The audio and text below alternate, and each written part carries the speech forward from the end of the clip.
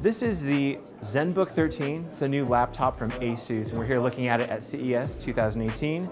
Now this is a 13-inch laptop, and it's super light and super thin. That's the main thing this has going for it. Unlike some of the other ZenBooks, this new design has a matte finish on it, so it won't pick up fingerprints quite like some of the other ones will. As you can see, it's super light and super thin. It's one of the lightest laptops I think I've ever held. It's just over 2 pounds, and it'd be great for throwing in a backpack and great for working on the go. This laptop comes with a lot of processing power in it for how thin it is. It's got the 8th generation Intel Core on either an i5 or an i7 options, and it starts at 8 gigabytes of RAM and can be configured up to 16 gigabytes of RAM. Now this laptop comes with a full HD display, so it's not 4K and it's not touch. However, it looks really nice, it's got a lot of contrast, and overall it's a great display.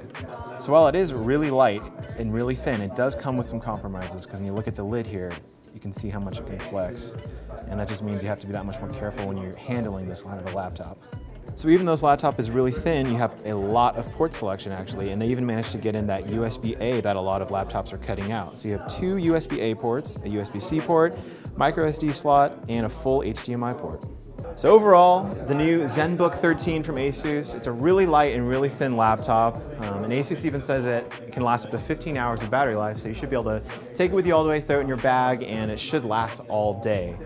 Now, it starts at $999, and it should be out later this year.